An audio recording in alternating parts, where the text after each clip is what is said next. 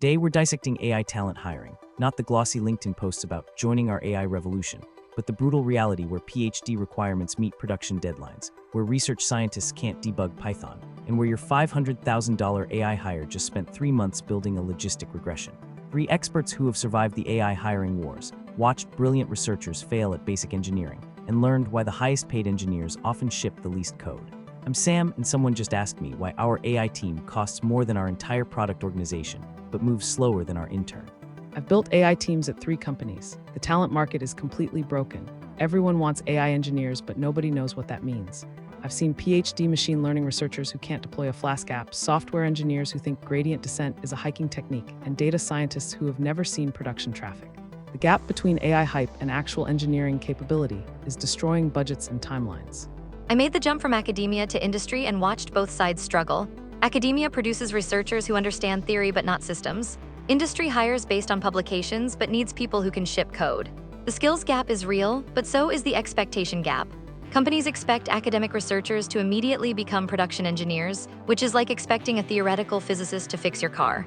I've guided hundreds of AI hiring decisions. The pattern is clear. Companies that understand the difference between AI research skills and AI engineering skills build successful teams. Companies that think PhD equals production ready usually end up with expensive consultants instead of shipping engineers.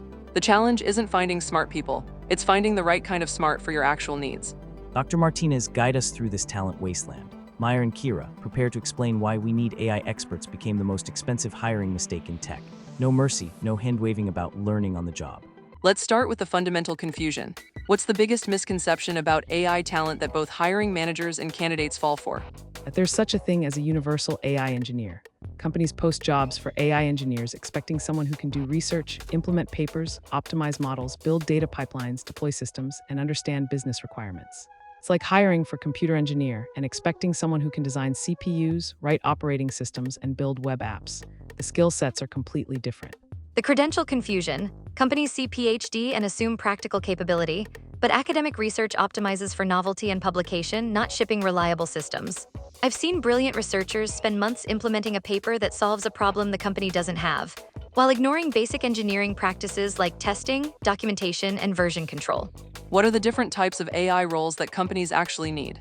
AI researchers who advance capabilities, ML engineers who productionize models, data engineers who build pipelines, AI product managers who translate business needs, and infrastructure engineers who scale AI systems. Most companies need ML engineers and data engineers, but they hire researchers because that's what they think AI talent means. Then they wonder why nothing ships. And the skills don't transfer easily. Research requires deep theoretical knowledge and experimentation. Production requires software engineering, systems thinking, and operational awareness. Some people can do both, but they're rare and expensive. Most teams need specialists, not generalists. What's driving the salary inflation in AI hiring? Supply and demand mismatch plus credential inflation. Everyone wants AI talent, but there aren't enough people with the right skills. So companies compete on salary, driving up compensation even for mediocre candidates. I've seen engineers with 6 months of PyTorch experience getting offers that exceed senior backend engineers with 10 years of production experience. How do these hiring mistakes manifest in team performance? Research teams that can't ship anything, and engineering teams that build the wrong thing. Research-heavy teams produce impressive papers but no production systems. Engineering-heavy teams build scalable systems that don't actually work well. You need balance, but most companies swing too far in one direction. In velocity problems, AI researchers work in research timelines, months of exploration for uncertain outcomes. Product teams work in sprint timelines, weeks of development for predictable deliverables. When you put researchers on product teams without adjusting expectations, everything breaks down. What are the most common AI hiring anti-patterns? PhD required for everything, using publication count as a hiring metric, expecting immediate productivity from academic hires, hiring for prestigious credentials instead of relevant skills. And the big one, hiring AI talent without defining what you actually need them to do. I've seen teams hire 5 AI PhDs and then realize they needed data engineers. Unrealistic timelines and expectations. Hiring researchers and expecting them to ship production code in 2 weeks, or hiring engineers and expecting them to advance the state of the art. Most people can learn adjacent skills, but it takes months, not days. How do you assess AI talent effectively? Define your actual needs first. If you need someone to fine-tune models, test their fine-tuning skills, not their ability to derive backpropagation from first principles. If you need someone to deploy models, test their DevOps and software engineering skills. Skills-based interviews, not credential-based hiring. What about the team composition problem? How do you structure AI teams? Mixed teams work best. One or two researchers for exploration and capability development, several ML engineers for productionization, data engineers for pipeline work, and product managers who understand both AI capabilities and business needs. Pure research teams or pure engineering teams both struggle with AI products. How do you handle the cultural clash between research and engineering mindsets? Clear role definition and process separation. Researchers explore and prototype, engineers productionize and scale. Don't expect researchers to write production code, and don't expect engineers to do novel research. Create handoff processes between research and engineering phases. Most conflicts come from unclear expectations. What about training and skill development? Can you convert between roles? It's possible but takes time and motivation. I've seen researchers learn engineering practices and become effective ML engineers. I've seen software engineers learn enough ML to be productive. But it requires months of dedicated learning and practice. Don't expect immediate results. How do you compete for AI talent against big tech companies? Don't compete on salary alone, you'll lose. Compete on impact, learning opportunities, and technical challenges. Many AI engineers want to see their work in production, work on diverse problems, or have more autonomy than big tech provides. Also, consider hiring adjacent talent and training them up rather than competing for the same pool. What about international talent and remote work for AI roles? AI talent is global, and remote work opens up much larger talent pools. Some of the best ML engineers I know are in Eastern Europe, Asia, and South America. But you need strong collaboration processes and clear communication, especially when mixing research and engineering workflows across time zones. How do you retain AI talent once you hire them? Interesting problems, clear career progression, and avoiding the AI washing trap. AI engineers want to work on genuine AI problems, not traditional software with AI marketing. They also want to see their impact and grow their skills. High compensation helps, but purpose and growth matter more for retention. What about contractor versus full-time hiring for AI projects? Contractors work well for specific bounded projects, implementing a particular model, setting up infrastructure, or doing initial exploration. But AI product development requires deep context and iteration, which favors full-time team members. Many companies over-rely on contractors and then struggle with knowledge transfer and maintenance. How do you handle the performance review and promotion challenges unique to AI roles?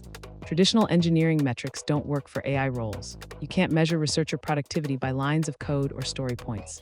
You need AI-specific metrics, model performance improvements, successful experiments, production deployments, or research contributions.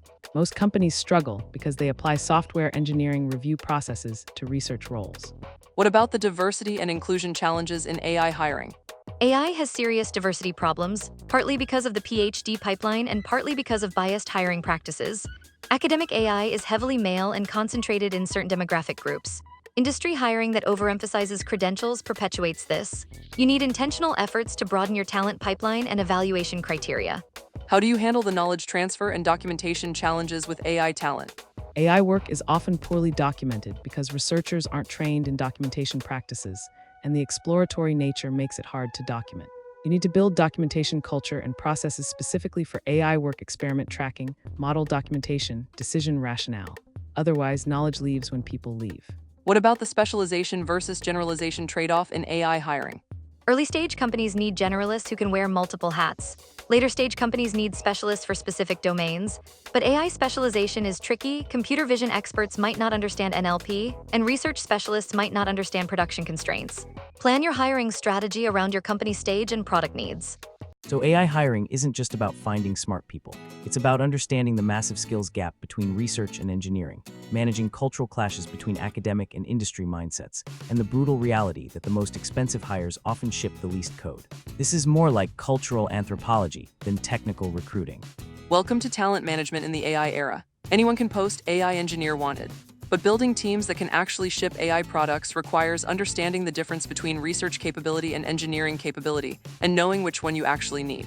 The credentials don't predict the performance. This episode was brought to you by Engineer Panic, where we expose the gap between what job postings request and what teams actually need. Because understanding why your $500,000 AI hire can't deploy a model might be more important than their citation count. We're back. Let's talk about the practical nightmare of actually building productive AI teams. Maya, what's the most counterintuitive advice for AI hiring managers? Hire for the job you have, not the job you think sounds impressive. Most companies need ML engineers who can fine-tune models and deploy them reliably. They don't need researchers who can invent new architectures. But research scientist sounds more prestigious than ML engineer, so they hire wrong. Match skills to actual needs, not ego. Consider non-traditional backgrounds. Some of the best production ML engineers I know came from backend engineering or data engineering, not AI research. They understand systems, reliability, and operational concerns. You can teach someone gradient descent, but teaching systems thinking is harder. Build diverse skill sets, not just diverse demographics. You need people who understand business context, not just algorithms. The best AI teams include product managers, domain experts, and engineers who can bridge technical and business requirements. Technical brilliance without business understanding builds impressive DMOS that nobody uses. What are the biggest red flags in AI hiring? Requiring PhDs for implementation roles, hiring based on publication count for engineering positions, expecting immediate productivity from academic hires, creating job descriptions that require expertise in every AI subdomain, and the biggest one, hiring AI talent without defining what success looks like in your specific context. Salary arms races without productivity metrics. Competing purely on compensation leads to hiring mercenaries, not team members. Also, assuming that expensive hires don't need management or guidance. AI talent, especially from academia, often needs more mentoring and context setting than traditional engineers. Ignoring cultural fit and communication skills. AI work requires significant collaboration between technical and non-technical stakeholders. Brilliant people who can't explain their work or collaborate effectively become productivity drains, regardless of their technical capability. How do you evaluate AI candidates fairly without falling into credential traps?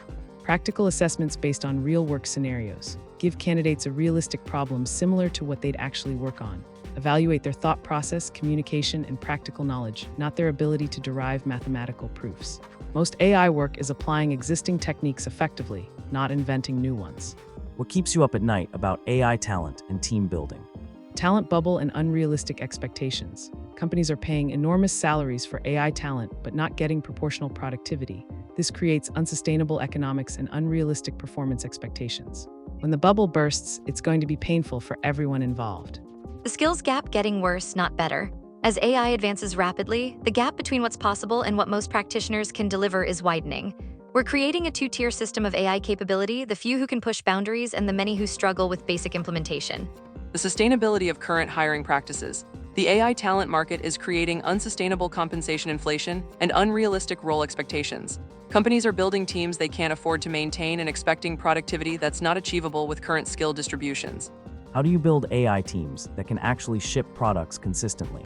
Mix research and engineering mindsets intentionally. Create clear processes for moving from research to production. Set realistic timelines that account for AI uncertainty. And most importantly, define success metrics that balance innovation with delivery. Pure research teams can't ship, pure engineering teams can't innovate. Final advice for companies trying to hire and manage AI talent effectively. Define your actual needs before hiring anyone. Understand the difference between research, engineering, and product work. Hire for skills that match your problems, not credentials that impress investors. And budget time and resources for the cultural integration and skill development that AI teams require. Invest in onboarding and mentorship. AI talent, especially from academia, needs guidance on business context, production constraints, and engineering practices. Don't assume expensive hires can immediately contribute without support. Build bridges between different backgrounds and skill sets. Focus on team productivity, not individual credentials. The best AI teams are diverse in skills and backgrounds, but aligned on goals and processes. Optimize for collective capability to ship valuable AI products, not individual brilliance that doesn't translate to business value. This has been Engineer Panic. We've learned that AI hiring is more about understanding skill gaps than finding unicorns, that credentials don't predict productivity, and that building effective AI teams requires mixing research and engineering mindsets intentionally. Sweet dreams, and may your AI hires actually ship something. Thanks for the reality check. Now, if you'll excuse me, I need to figure out why our team of 5 AI PhDs just spent 2 months building a recommendation system that performs worse than collaborative filtering, and why our most productive AI engineer doesn't have any formal ML education. And I need to explain to our CEO why our world-class AI research team hasn't shipped a single feature in 6 months, but they've written 3 papers that nobody in the company can understand or use. Keep hiring, keep learning, and keep matching skills to actual needs rather than perceived prestige. The future belongs to teams that can bridge research and engineering effectively, not teams with the most impressive resumes. This has been Engineer Panic, where AI talent meets hiring reality. Until next time, remember, your AI team isn't underperforming because they're not smart enough. They're underperforming because skills don't match needs. Hire for the job you have, not the job that sounds cool.